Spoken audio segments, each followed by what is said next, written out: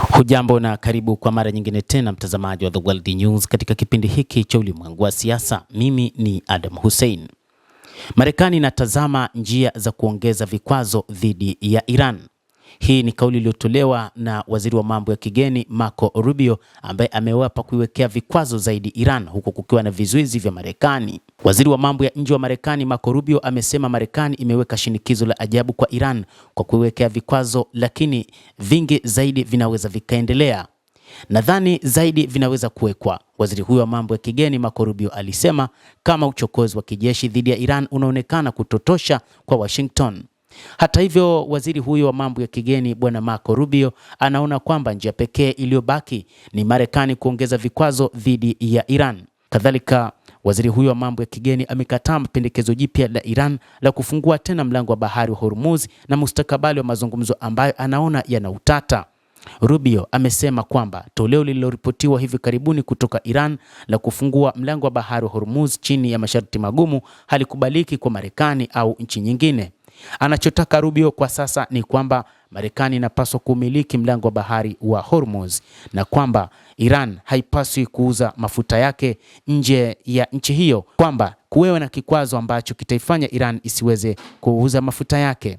Waziri huyo wa mambo ya kigeni amesema kwamba toleo lililoripotiwa hivi karibuni kutoka Iran la kufungua tena mlango wa Hormuz chini ya masharti magumu halitokubalika. Akizungumza katika mahojiano na Fox News, alisema Iran ina mtazamo tofauti kuhusu njia hiyo ya kimkakati kuliko sehemu nyingi za dunia inavyosema.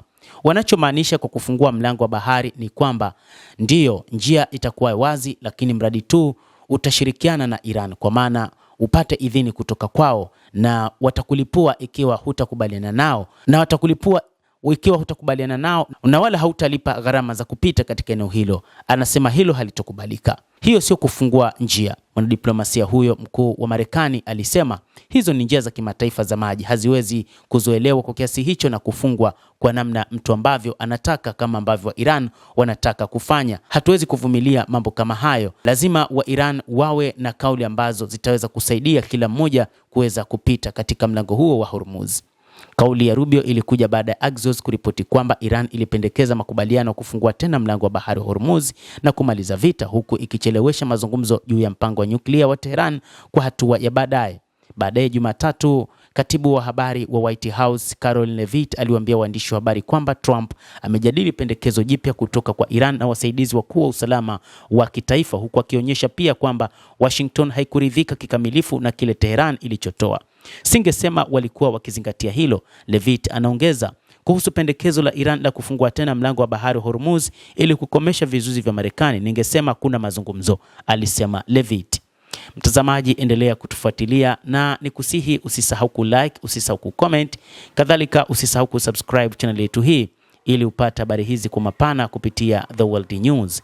Mimi ni Adam Hussein, endelea kuwa nasi wakati wote, endelea kutufuatilia uweze kuyajua mengi yanayojiri duniani.